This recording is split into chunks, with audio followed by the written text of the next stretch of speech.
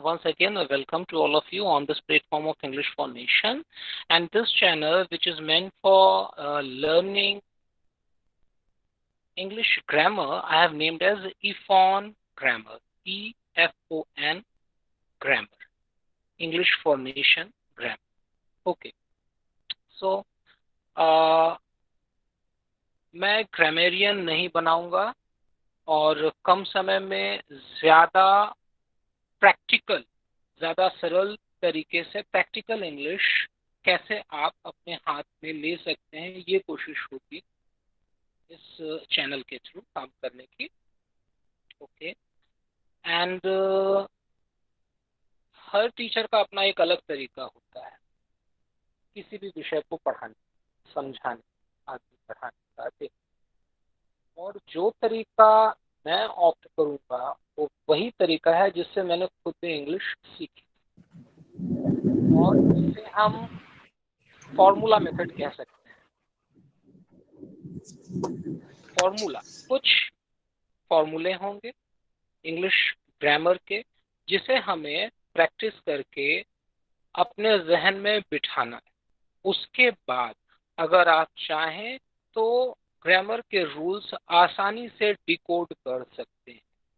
जिस तरह से आप अपनी मातृभाषा को बिना किसी व्याकरण को सीखे हुए बड़ी आसानी से बोल सकते हैं, लिख सकते हैं, अपनी बात को समझा सकते हैं बिना डरे हुए, बिना कंफ्यूज हुए, बिना घबराए, वैसे ही इंग्लिश आप तक पहुंचाने की मेरी कोशिश होगी. ठीक है, तो फॉर्मूला मेथड क्या होता है? जिस तरह से हम मैथमेटिक्स में, you see from your child, बचपन से लेके हम लोग क्या करते हैं कि टेबल्स, जिन्होंने इंग्लिश मीडियम से पढ़ाई की है उन्होंने 2 1 जा 2, 2 2 जा 4, 2 3 जा 6, 2 4 जा 8, 2 5 जा 10 करके टेबल्स पढ़ी, उनको रट लिया, समझ में नहीं आया.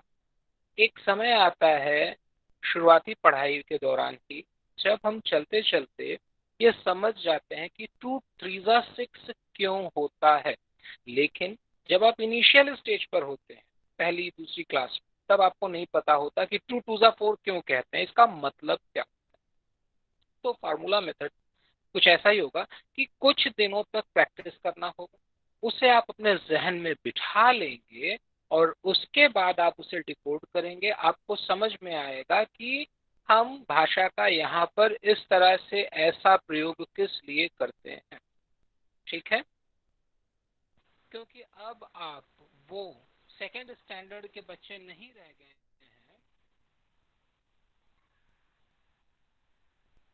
अब आप वो स्टैंडर्ड के बच्चे नहीं रह गए,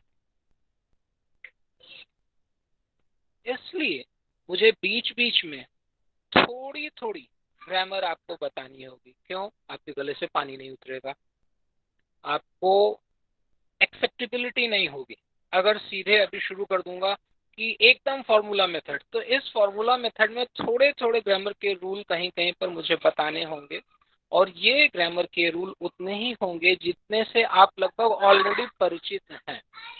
ठीक,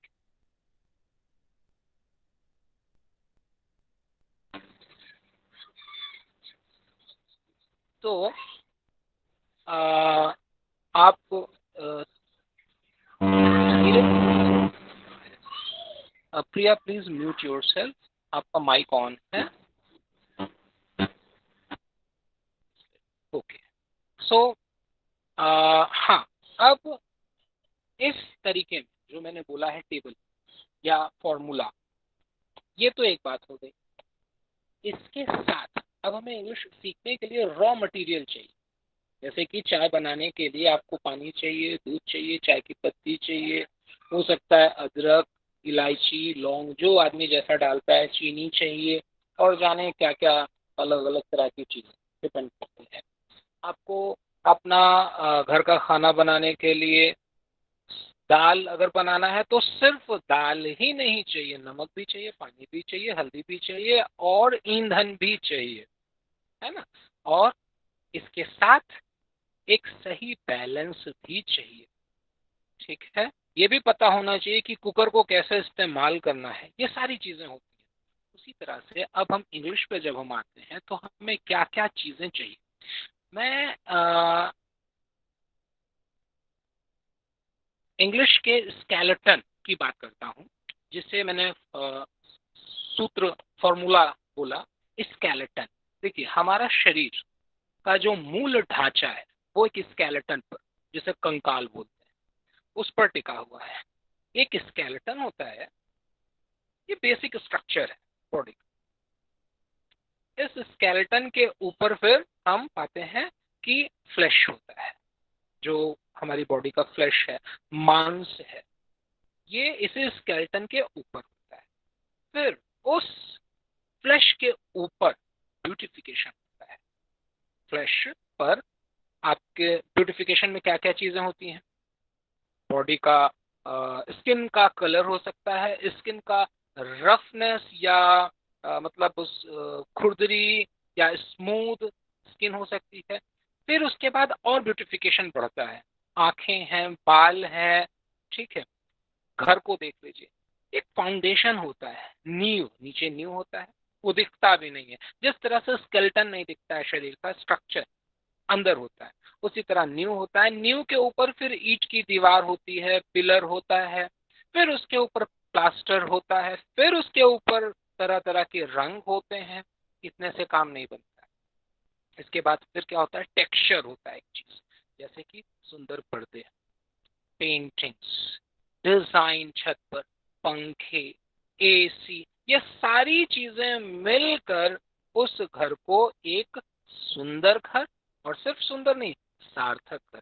क्योंकि घर का जो उद्देश्य है अगर वो पूर्ण ना हुआ तो सुंदरता बेकार है। उसी तरह से आप अगर अंग्रेजी लाख बोल लें, लेकिन अगर उसका, या लिख लें, लेकिन अगर उसका मूल उद्देश्य जो कि संप्रेषण है, मतलब कम्युनिकेशन है, अगर वो सक्सेसफुल नहीं हो पाता तो आप अनेकों अंग्रेजी शब्दों का प्रयोग करते रहें, बड़े बड़े शब्द इस्तेमाल करें, बड़े बड़े सेंटेंस इस्तेमाल करें, वो निरर्थक है। तो हमें क्या जानना है?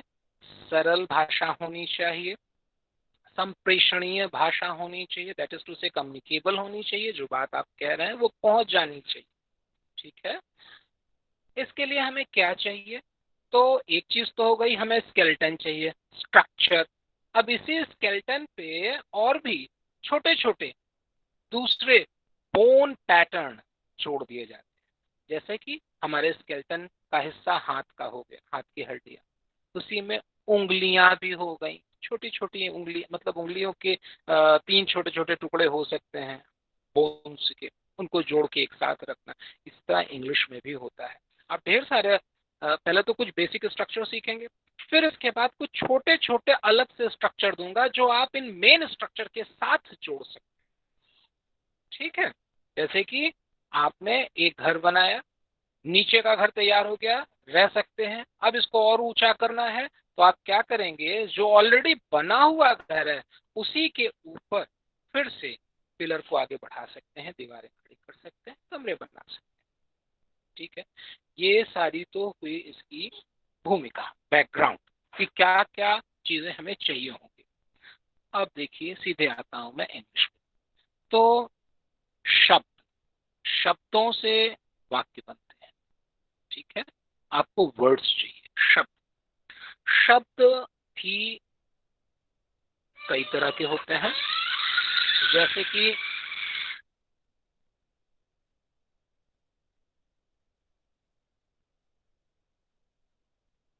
जैसे कि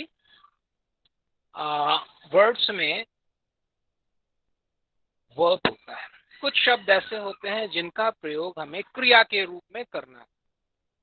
कुछ शब्द ऐसे होते हैं जिनका प्रयोग हमें संज्ञा के रूप में करना है, दैट इज नाउन। कुछ ऐसे होते हैं जो कर्ता के रूप में प्रयोग किए जाने हैं। तो कहने का मतलब है कि हमें शब्द भंडार मजबूत रखना होगा, और उन शब्द भंडार के अलग अलग कैटेगरीज को भी समझना होगा कि कब कौन सा शब्द किस कैटेगरी। ओ जी, डॉग जब हम बोलते हैं तो आपके जहन में क्या बात आती है? आपके जहन में एक चित्र उभरता है एक पशु का, जिसे हमारे लोकल भाषा में क्या बोलते हैं या हिंदी में क्या कहते हैं, कुत्ता। डॉग से कुत्ते का स्वरूप आपके मानस पटल पर बनता है। अब देखिए, लेकिन यही डॉग इस चित्र के अतिरिक्त भी एक चित्र और देता है, वो है एक क्रिया का चित्र जिसे हम कहते हैं डॉग। का मतलब होता है पीछा करना, दौड़ाना, ये भी होता है। तो कहने का मतलब है कि शब्द भंडार आपको चाहिए, ढेर सारे शब्द होने चाहिए। दूसरी बात है, शब्दों का कैटेगराइजेशन भी आपको पता होना चाहिए कि कब कौन सा शब्द किस प्रकार से आप यूज कर रहे हैं, या किस प्रकार से यूज किया जा सकता है, या किस प्रकार से किसी लेखन में यूज हुआ है। ठीक है, शब्द चाहिए। अब शब्दों को सही ढंग से समायोजित करने के लिए एक संयोजन प्रक्रिया, दैट इज टू से स्ट्रक्चर, दैट इज टू से words are to be arranged in a proper pattern to give us a significant meaningful sentence. Sentence, वाक्य पाने के लिए हमें क्या चाहिए, शब्दों का सही विन्यास क्रम में व्यवस्थापन, सही ढंग से उनका व्यवस्थापन होना चाहिए। मैं घर जाता हूं, अगर इस चीज को घर जाता हूं मैं कर दिया जाए, घर जाता मैं हूं, ये सारे अस्वीकृत वाक्य होंगे। ये शब्दावलियां जो आपने इकट्ठा इस वाक्य में की है उसे स्वीकार नहीं किया जाएगा। तो फिर से वापस जाऊंगा, स्ट्रक्चर हमारे पास होना चाहिए। ठीक है, तो हाँ, इसे अब हम कैसे मजबूत करें कि किस ढंग से हम शब्द और संरचना का संचय करेंगे। मैं आपके सामने एक स्क्रीन शेयर करता हूं और आपको दिखाता हूं कि आपको क्या करना होगा। थोड़ा सा वेट करिए। हाँ, जस्ट वेट फॉर,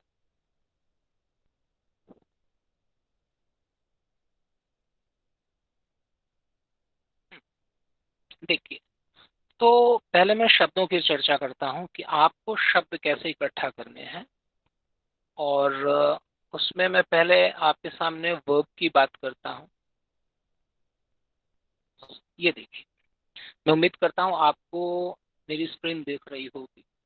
ये मैं आपके सामने रख रहा हूं, देख सकते हैं नीचे ये 98 है ना, 98, दिस इज 2198, 2 जनवरी 1998। ये मेरे गुरु का हस्ताक्षर है, अब इस दुनिया में नहीं है वो। तो देखिए, हम लोगों को किस ढंग से वर्ब याद कराया जाता था। इसके भी अनेकों तरीके हैं, हर व्यक्ति अलग ढंग से शब्द भंडार पढ़ाने की बात करेगा। एक तरीका जो हमने अपनाया था, दैट वाज दिस कि आप किसी ग्रामर की बुक को लीजिए और वर्ब में जाइए। वर्ब में पहला, उसको अब आप नोटबुक एक बनाइए, एक रजिस्टर बनाइए, और पहले हिस्से में उसके 3 कॉलम 4 कॉलम बनाइए। एक तरफ हिंदी लिखिए अगर आप हिंदी समझते हैं, फिर आप वर्ब की फर्स्ट फॉर्म लिखिए, उसके बाद सेकेंड फॉर्म, और फिर थर्ड फॉर्म। ठीक है, फर्स्ट फॉर्म, सेकेंड फॉर्म और थर्ड फॉर्म, तीनों आपको लिखना है। आपके सामने कुछ और नमूने रखूंगा मैं।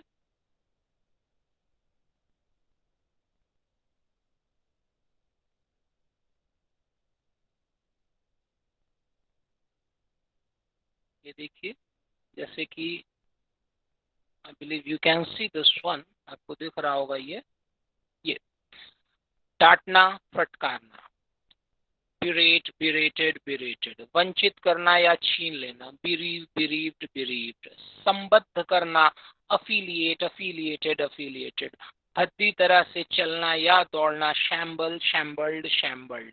ठीक है, हाँ, ये म्यान में रखना, स्कैब, सॉरी, हाँ, भाव, पहले भाव से कोड़ना या मुंह बिचकाना, तो contract lips and brows, kind of things. इस तरह से शाश्वत बनाना, परपीचुएट, परपीचुएटेड, देन परपीचुएटेड, मेक परपीच। तो मैं ये बता रहा था कि आपको शब्द कैसे इकट्ठा करने हैं। फिर से बोलूंगा, आपके पास जो भी ग्रामर की किताब है उस ग्रामर की किताब को लीजिए, उसके एक सेक्शन में वर्ब हेडिंग के तहत कुछ वर्ब दिए गए होंगे, 200-400 वर्ब, उनको एक जगह इकट्ठा करिए और इसके बाद जब वो इकट्ठा हो जाए, अच्छा, उनको रोज याद भी करने की आदत आपको बनानी होगी। रोज सुबह आपको चाहिए कि आधे घंटे रेगुलर उसको याद करिए।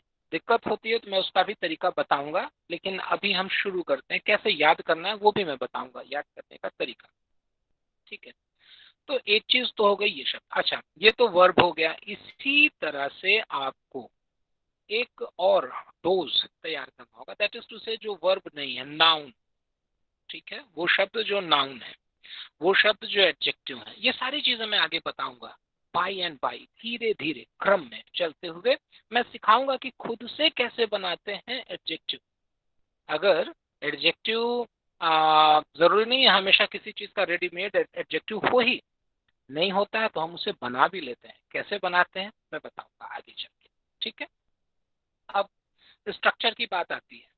उस स्ट्रक्चर को आज मैं नहीं दूंगा आपको, आज सिर्फ एक ब्रशअप ऑफ योर मेमोरी करना चाहता हूँ।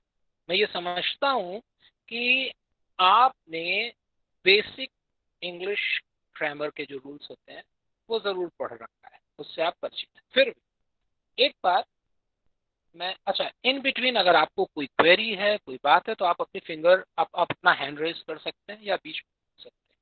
ठीक। हाँ, अभी मैं आपको आपके स्कूल डेज में फिर से लेके चल रहा हूँ, जब आपने इंग्लिश ग्रामर किसी किताब में पढ़ा होगा कि कैसे पहचान।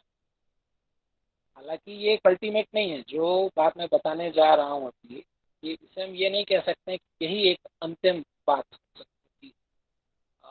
दैट इज टू से सेंटेंस को पढ़ने पढ़ाने के और भी तरीके होते हैं। फिर भी आई, हम सभी जानते हैं कि इंग्लिश में 3 टेंस होते हैं। टेंस का मतलब होता है काल। 3 तरह के काल इंग्लिश में होते हैं। हिंदी और संस्कृत में ऐसा नहीं है, हिंदी और संस्कृत में इससे कहीं ज्यादा होते हैं। इंग्लिश में सिर्फ 3 होते हैं। एक होता है प्रेजेंट टेंस, जिसे हम कहते हैं वर्तमान काल। दूसरा होता है पास्ट टेंस, भूतकाल। तीसरा होता है फ्यूचर टेंस, अर्थात भविष्य काल। अब इन सभी टेंसेस के फिर से 4 सब division: indefinite, continuous, perfect, perfect continuous. तो अभी सबसे पहले हमारे सामने आता है present indefinite tense. Present indefinite tense translation वालों के लिए, जो ट्रांसलेशन में इंटरेस्ट रखते हैं। हालांकि ट्रांसलेशन शब्दों से सिर्फ नहीं होता, भाव बहुत महत्वपूर्ण रोल प्ले करते हैं ट्रांसलेशन के साथ। फिर एक साधारण विद्यार्थी की तरह अगर बात की जाए तो हम इस ढंग से समझ सकते हैं कि प्रेजेंट इंडेफिनिट टेंस में सामान्यतः वाक्य के ता है, ही है, ता हूं, ते हैं इत्यादि से समापन होता है। ठीक है? जैसे जाता है, खाता है, सोती है, जाते हैं। ठीक है, उदाहरण आपके सामने रखा है, वह जाता है। सीता एक गीत गाती, वे सोते हैं, मैं एक पद। सब्जेक्ट, अब हम इसका स्ट्रक्चर देख रहे हैं। ये एक स्ट्रक्चर देता है जो सब्जेक्ट है प्लस वर्ब है। वर्ब में एस या ई एस जरूरत के हिसाब से लगता है, लेकिन नहीं लगता। फिर ऑब्जेक्ट आता है, फिर दूसरे शब्द प्रयोग किए जाते हैं। आगे वेरीफाई किया है इस टेबल में कि आई वी यू दे या किसी भी प्लूरल नंबर के सब्जेक्ट पर वर्ब में एस या ई एस नहीं। तो आई वी यू दे है क्या? आई, मैं, वी, ढेर सारा में मिलके वी बन जाता है हम। आई वी, यू तुम, ते ये कहने का मतलब है कि वो थर्ड पर्सन, और कोई भी प्लूरल नंबर हो, बहुवचन। एक चीज मैं यहाँ पहले समझाता हूँ फिर आगे बढ़ता हूँ। ये सारे सब्जेक्ट हैं आई वी। अंग्रेजी में 3 प्रकार के सब्जेक्ट होते हैं, 3 प्रकार के कर्ता होते हैं। एक होता है फर्स्ट पर्सन, दूसरा होता है सेकेंड पर्सन और तीसरा होता है थर्ड पर्सन। फर्स्ट कौन? अंग्रेजी से समझ लीजिए कि सबसे पहले मैं, पहला मैं या पहले हम, पहला मैं और ढेर सारे मैं मिलके हम। तो फर्स्ट पर्सन मैं या हम होता है, आई और वी होता है। सबसे पहले मैं खाऊंगा और अगर मुझसे बच गया तो तुम खाना। दूसरे तुम, पहला मैं दूसरे तुम, अगर मुझसे बच गया तो तुम खाना। दूसरा तुम यानी यू। फर्स्ट में हुआ आई एंड वी, सेकंड में हुआ यू। अब तुमसे बच जाता है तो सभी को खाने दो, जो भी बचते हैं कोई भी आए खाए। I we first person, you second person और बाकी सारे के सारे थर्ड पर्सन। बाकी सारे थर्ड पर्सन में काउंट होते हैं। First person, second person and third person, I we you. Okay, तो अब आते हैं वापस। फर्स्ट पर्सन, सेकंड पर्सन और थर्ड पर्सन के प्लूरल के साथ वर्ब में एस नहीं लगाया जाता है। ठीक है, उदाहरण देखिए और समझिए। वह जाता है, he goes. He first person नहीं है क्योंकि ये आई नहीं है, वी नहीं है। सेकंड पर्सन नहीं है क्योंकि ये यू भी नहीं है। और थर्ड पर्सन है लेकिन प्लूरल नंबर नहीं है, दे नहीं है, ये एक वचन। तो प्रेजेंट इंडेफिनेट के टेंसेस में सब्जेक्ट जब third person singular number, third person होना चाहिए, मतलब आई वी यू नहीं होना चाहिए और प्लूरल नंबर नहीं होना चाहिए, सिंगुलर नंबर होना चाहिए, एक वचन का कर्ता, काम करने वाला एक व्यक्ति। तो हम वर्ब में एस या ईएस, जिसकी जरूरत वहां पर हो, उसका प्रयोग किया जाता है। एस और ईएस के बारे में हम आगे चर्चा करते हैं कि कब एस लगता है, कब ईएस लगता है। ठीक है, दूसरा देखिए, सीता एक गीत गाती है। Sita sings a song. Sita एक वचन है और थर्ड पर्सन। वे सोते हैं। वे, दे, दे कई सारे लोगों के लिए है, तो वे सोते हैं, दे स्लीप। मैं एक पत्र लिखता हूँ। मैं फिर से फर्स्ट पर्सन हो जाता है, तो फर्स्ट पर्सन के साथ एस आई एस नहीं। आई राइट अ लेटर। ओके, ये चीजें हैं। ही शी इट राम मोहन सीता इत्यादि या किसी भी सिंगुलर नंबर के सब्जेक्ट होने पर वर्ब के साथ एस या एस लगाया जाता है। ऐसा मैंने नीचे लिख रखा है, आप देख सकते हैं। अब सब्जेक्ट और हेल्पिंग वर्ब की बात हुई है कुछ। आई बी दे, हेल्पिंग वर्ब, वर्ब की फर्स्ट फॉर्म होनी। ही शी राम सीता मोहन इट विभिन्न हेल्पिंग वर्ब की अगर हम बात करते हैं तो यहाँ पर एस या एस जो लगना है लग जाएगा, वही हेल्पिंग वर्ब कैटेगरी में आ जाएगा। इनफैक्ट यहाँ हेल्पिंग वर्ब डू या डज होता है और इसका प्रयोग हम नेगेटिव और इंट्रोगेटिव सेंटेंसेस में करते हैं।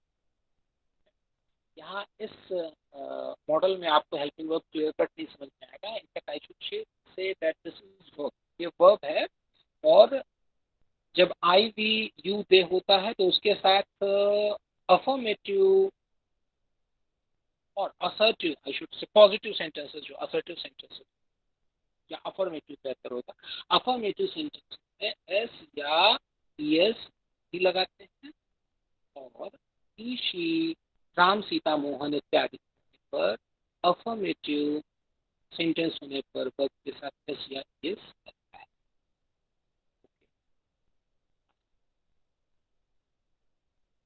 अभी मैं प्रेजेंट इंडेफिनिट पर ही रोकता हूँ। मैं आपको ये पूरा मॉडल भेज दूंगा, आप देख लीजिएगा। नहीं समझ में आता है कुछ तो आप, मैं इसलिए रोक रहा हूँ क्योंकि मुझे ऐसा लगता है कि आपने ऑलरेडी ये सारी चीजें पढ़, ठीक है। प्रेजेंट कॉन्टिन्यूअस के बारे में दिया है, प्रेजेंट परफेक्ट कॉन्टिन्यूअस भी है, प्रेजेंट परफेक्ट भी दिया होगा, फिर आप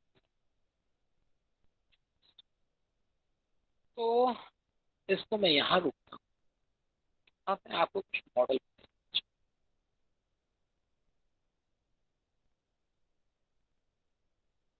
जिसे मैं रीड के अंग्रेजी के,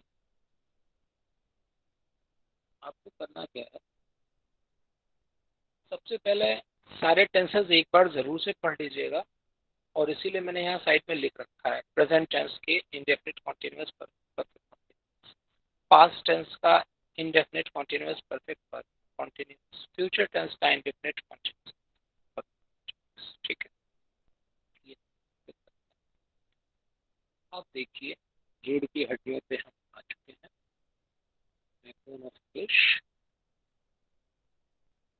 एक आपके सामने मैंने ये मॉडल, इस मॉडल को अगर आप दिमाग में अपने बिठा लेते हैं तो आप बहुत ही तेजी के साथ, बड़े ही जल्दी से अंग्रेजी को और से आप प्रेस, ये जो इधर लिखा हुआ है इंडेफिनिट कॉन्टिन्यूअस, ये सब चीजें नहीं ध्यान रखती, ये तो सिर्फ अभी पहला मॉडल, इसके आपके सामने एक बार रख रहा हूँ कि आप आगे ये चीजें यहाँ पर नहीं रहेंगी, आपको बताने की जरूरत नहीं है। आपके सामने आप अपनी नोटबुक को लेकर एक नोटबुक आप एक्टिव और पैसिव वाइज एक साथ दो चीजें होंगी, आप इंग्लिश का एक्टिव पैसिव बनाना सीखें, आप ट्रांसलेशन भी सीखें, और धीरे धीरे आप हिंदी से हट जाएंगे और सीधे इंग्लिश, और कुछ समय बाद आप महसूस करेंगे कि आप इंग्लिश बढ़िया से बिना किसी समस्या। पहली आवश्यकता ये है कि छोटे छोटे वाक्य आप बनाना सीखें। तो आइए, ये मैंने आपके सामने पहला रखा, मैं एक पत्र लिखता हूँ। आप अपना एक नोटबुक लीजिएगा, नोटबुक के आमने सामने के पेज को लीजिएगा, एक पेज पर आपके एक्टिव वॉइस होने चाहिए और ठीक सामने वाले पेज पर आपको पैसिव वॉइस बनाना चाहिए। तो देखिए, मैं एक पत्र लिखता हूँ, उसके सामने लिखिए एक पत्र मेरे द्वारा लिखा जाता है। दूसरी हिंदी आनी चाहिए, मैं एक पत्र लिख रहा हूँ, एक पत्र मेरे द्वारा लिखा जा रहा है, मैं एक पत्र लिख चुका हूँ, एक पत्र मेरे द्वारा लिखा जा चुका है, मैं एक पत्र एक घंटे से लिख रहा हूँ, इसका संभव नहीं बना। मैं एक पत्र सुबह से लिख रहा हूँ, इसका पैसिव संभव नहीं। ठीक, मैं आपके सामने चार करता हूँ। मैं एक पत्र लिखता हूँ, आई राइट अ लेटर। थोड़ी देर पहले हमने देखा था प्रेजेंट इंडेफिनिट के मॉडल में सब्जेक्ट हमारा आई है, लिखने वाला कौन है, आई। फिर सब्जेक्ट के बाद वर्ब आता है। कोई भी डाउट हो तो आप चुपचाप जो आपको मैं भेजूंगा मॉडल, वहां आप चले जाइएगा, दिस प्रश्न, ये ये जो प्रश्न था, ठीक है, वह जाता है। ठीक है, मैं लिखता हूँ आई राइट, एक पत्र लिखता हूँ, आई राइट अ लेटर। ठीक, तो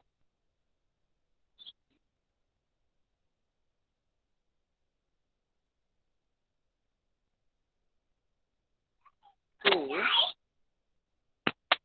हाँ, मैं एक पत्र लिखता हूँ, आई राइट अ लेटर, एक पत्र मेरे द्वारा लिखा जाता है, a letter is written by me. Okay, मैं एक पत्र लिख रहा हूँ, I am writing a letter, एक पत्र मेरे द्वारा लिखा जा रहा है, a letter is being written by me. पत्र लिख चुका हूँ, I have written a letter, a letter has been written by me. तो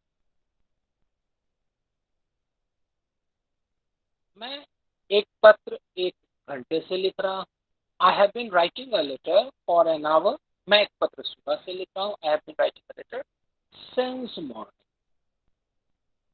ये क्यों नहीं बनते हैं, इसे मैं आगे आपको बताऊँ, ठीक है, आपके साथ चर्चा करूंगा। अभी मैं आपको इन चीज़ों के साथ छोड़ना चाह रहा हूँ, जिसमें आपको मैं एक छोटा सा काम भी दूंगा करने के लिए, और मैं आपसे मंगलवार को आधे घंटे के लिए फिर मिलूंगा। इसलिए मिलूंगा ये देखने के लिए कि आपको चीज़ें समझ में आई हैं या नहीं आई हैं। अगर नहीं आई हैं तो आप उस समय मुझसे पूछ सकते हैं, ठीक है। और फिर संडे को वापस सैटरडे को फिर से मिलेंगे। ओके, आज सैटरडे है, मैं मंगलवार को 4:30 बजे आपसे फिर मिलूंगा। और उसके पहले आपको मैं कुछ दे रहा हूं आपके काम के लिए, आप इसको खुद पढ़ेंगे और समझेंगे।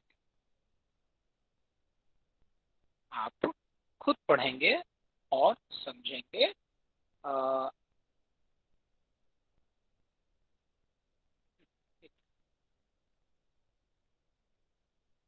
ये आपका प्रेजेंट हो गया, ये पास्ट टेंस हो गया, और ये फ्यूचर। इसके बाद आते हैं हमारे मॉडल सेंटेंसेस पर। अभी हम इस पे काम, आपको मैं एक होमवर्क दे रहा हूँ ट्यूसडे की। ट्यूसडे को जब मैं आपसे मिलूंगा तो मैं आपसे होमवर्क की रिपोर्ट का क्या क्या, ठीक है। आपके लिए मैं एक सेंटेंस दे रहा हूँ।